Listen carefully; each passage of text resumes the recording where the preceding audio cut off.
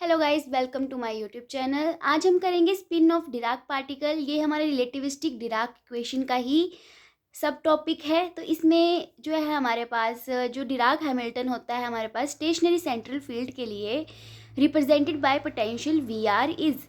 जो हमने Dirac equation derive करी थी उसमें हमने देखा था जो हमारे पास हैमिल्टन वाला रिलेटिविस्टिक हैमिल्टन वाला रिजल्ट था। जैसे मैं आपको दिखा देती हूँ, हमारे पास ये चीज़ आई थी हमारे पास। ठीक है, तो यहाँ पे हमने वही चीज़ लिखी, बस एक्स्ट्रा जो हमने प्लस वी आर कर दिया। तो क्या लिखा है हमने, C alpha dot P plus beta M C square. यहाँ पे सी जो है ये अंदर चला गया, तो ठीक है, प्लस वी आर, इसी इक्वेशन नंबर 1 दे देंगे। Then for a particle under the influence of central force, तो हमारे पास जो टॉर्क होती है वो ज़ीरो हो जाती है। अब there for angular momentum of particle, जो एंगुलर मोमेंटम होगा पार्टिकल का वो कंजर्व्ड हो जाएगा। ये तो हम क्लासिकली बात कर रहे हैं, ठीक है। जो हमारे पास classically orbital angular momentum L होता है उसका फॉर्मूला होता है R cross product of P. यहाँ पे ये पोजीशन है, पोजीशन वेक्टर है, और ये मोमेंटम वेक्टर है।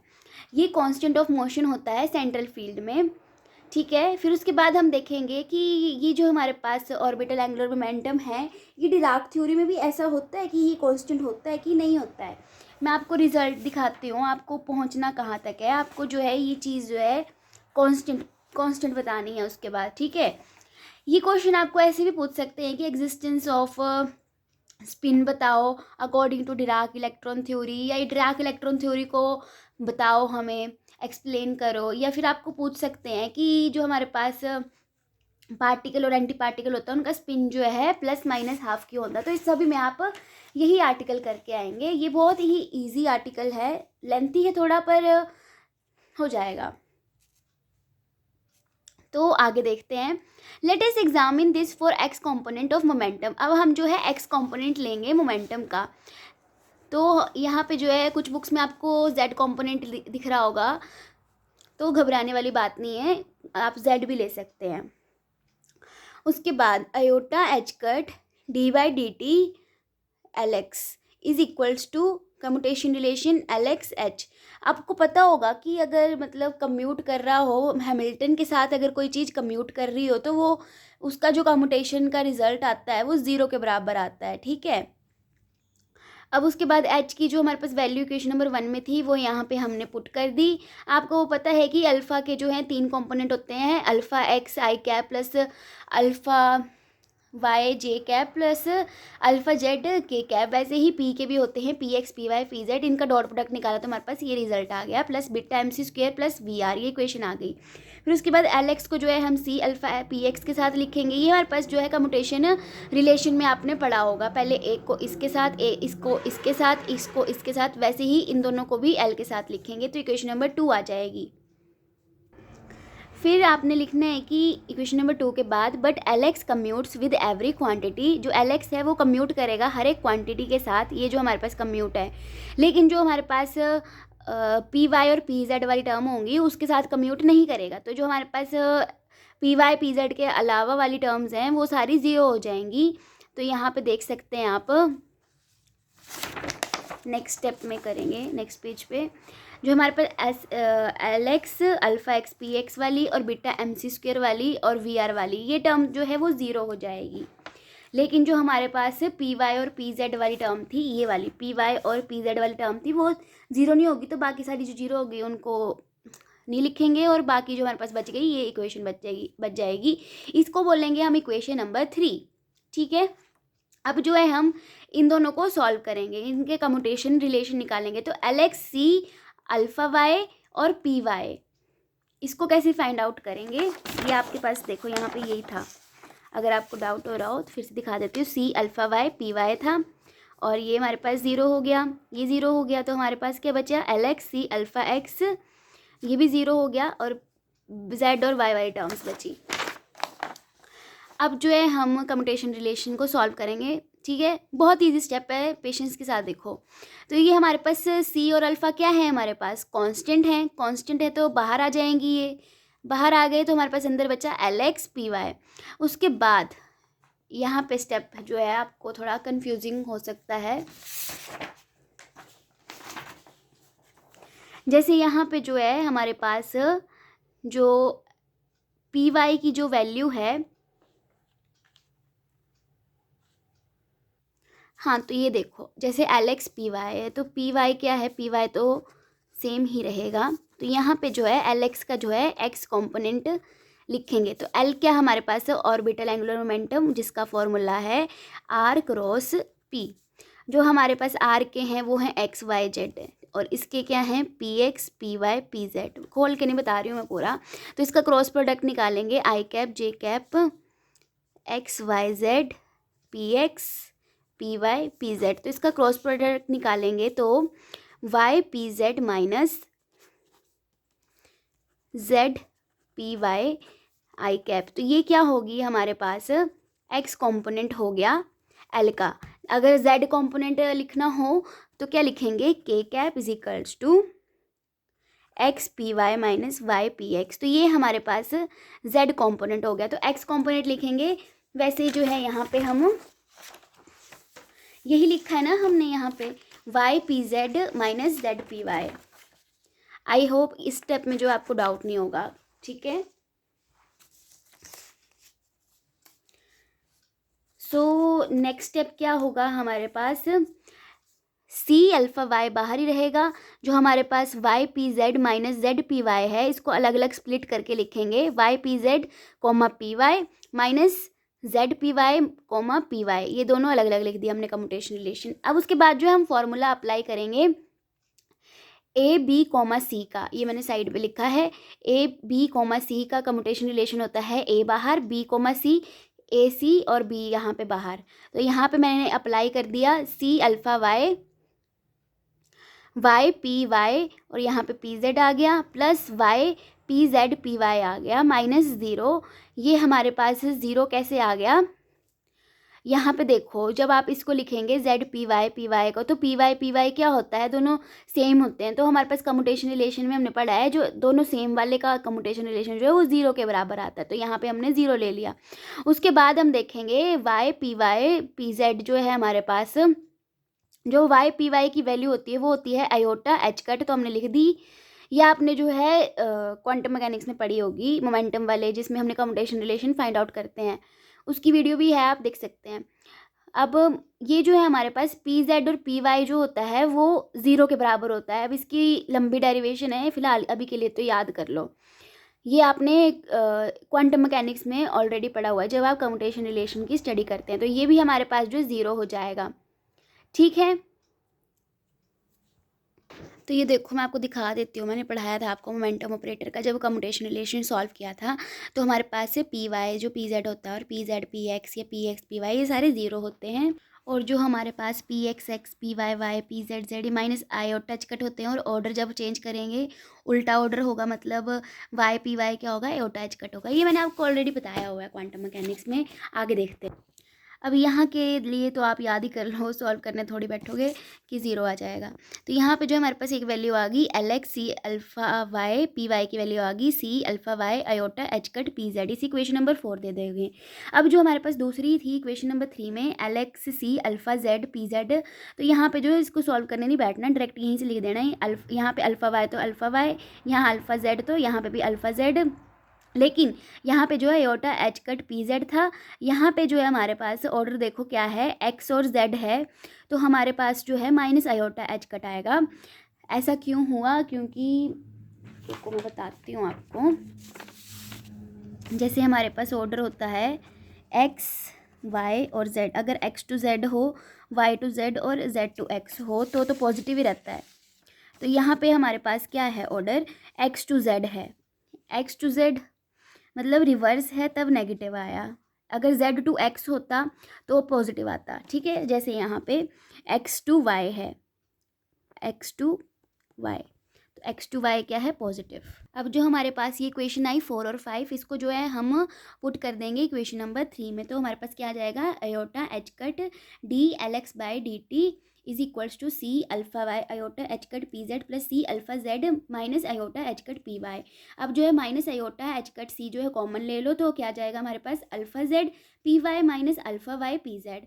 तो हमारे पास यहाँ से क्या पता चलेगा कि जो हमारे पास D L X by D T is not equal to zero, मतलब एल एक्स जो है हमारे पास कॉन्स्टेंट टर्म नहीं है। ये इक्वेशन नंबर 6 दे दो आप। तो इससे हमें रिजल्ट से क्या पता चला इक्वेशन नंबर 6 से कि डिराक थ्योरी में जो एक्स कंपोनेंट है orbital angular momentum of an electron moving in central electrostatic field is not constant of motion. In other words orbital angular momentum L does not commute with H. इसका ये भी मतलब हुआ कि ये कम्यूट नहीं कर रहा है क्योंकि वो जीरो के बराबर नहीं आया। मैंने आपको बताया था हैमिल्टन के साथ अगर किसी का भी हम कम्यूटेशन रिलेशन निकालेंगे तो वो ज़ीरो आएगा, तो इसका मतलब होता है वो चीज़ जो है कंजर्व्ड है। तो अब हम जो है एक नया ऑपरेटर लेंगे, सिग्मा डैश लेंगे। ठीक है, इसमें जो है हमारे पास सिग्मा डैश की वैल्यू होती है यहाँ पे सिग्मा 0 0, ये हमारे पास मैट्रिक्स आ गई। तो let us take X component of sigma dash. तो सिग्मा डैश का जो है हम एक्स कंपोनेंट कैसे लेंगे, जैसे हमारे पास इक्वेशन नंबर 1 में जो है हमने जैसे 1 के बाद किया था ना iota H cut D L X by D T, तो वैसे ही हम यहाँ पे क्या लिखेंगे, iota H cut D sigma X dash upon D T. तो इसका जो है हम कम्यूटेशन रिलेशन फाइंड आउट करेंगे, वैसे ही यहाँ पे एच की वैल्यू पुट करेंगे, सेम रिजल्ट है यहाँ पे, सेम मतलब स्टेप्स हैं। उसके बाद यहाँ पे फिर से ये जो हमने अल्फा एक्स पी एक्स की फॉर्म में लिखा, तो इसे क्वेश्चन नंबर 7 दे दो। But sigma X dash commutes with every quantity in above equation except by sigma Y और सिग्मा जेड। तो सिग्मा वाई और सिग्मा जेड के अलावा जो है बाकी सबसे जो है ये कम्यूट कर रहा है। तो हमारे पास जो है सिग्मा एक्स डैश बीटा का कम्यूटेशन रिलेशन देखेंगे। ये हमारे पास सिग्मा और बीटा क्या है, मैंने आपको पहले डिराक इक्वेशन में बता चुकी हूँ। सिग्मा हमारे पास पॉलीमिन स्पिन मैट्रिसेस हैं, और बीटा क्या है हमारे पास, ये भी हमारे पास एक मैट्रिक्स है जिसकी जो हमारे पास फॉर्म होती है, मैं आपको दिखा देती हूँ एक बार, मैंने पहले बता दिया है। पर जो हमारे पास बीटा होता है उसकी वैल्यू होती है, ये पूरा तो ऐसे होता है लेकिन शॉर्ट फॉर्म में इसको हम ऐसे लिखते हैं आइडेंटिटी मैट्रिक्स, यहाँ पे 0 मैट्रिक्स और यहाँ पे -1। ठीक है, और ये हमारे पास जो है पॉली स्पिन मैट्रिसेस होती हैं। ये आर्टिकल भी आप देख सकते हैं, ये भी अच्छा आर्टिकल है। ये जो है ये वो प्रॉपर्टीज़ नहीं है गामा मैट्रिसेस की, उसमें आता है। ठीक है, इसको भी आप गो थ्रू कर सकते हैं। तो यहाँ पे सिग्मा एक्स डैश की जो है हम वैल्यू पुट कर देंगे, क्या थी हमारे पास, ये जो थी हमारे पास। ठीक है, यहाँ पे एक्स एक्स लगा देंगे बस। ठीक है, पुट कर दी। फिर बीटा की वैल्यू फाइंड आउट, सॉरी मैंने आपको बता दी है, तो यहाँ पे लिख दी 1 0 0 -1। यहाँ पे भी हमने वैल्यूज़ पुट कर दी। ये कुछ नहीं है, हमने जो खोल के लिखा हुआ है इसका मतलब यही है, commutation relation of x component of this और ये बीटा। फिर उसके बाद जो हमने इनको मैट्रिसेस को सॉल्व किया, इसको इससे मल्टीप्लाई किया, फिर सब्ट्रैक्ट किया, तो हमारे पास जो है 0 रिजल्ट आ रहा था। ठीक है, तो इक्वेशन नंबर 7 जो हमारे पास थी, वहाँ पे जो क्या आ जाएगा हमारे पास, iota H cut D sigma X dash D T upon is equals to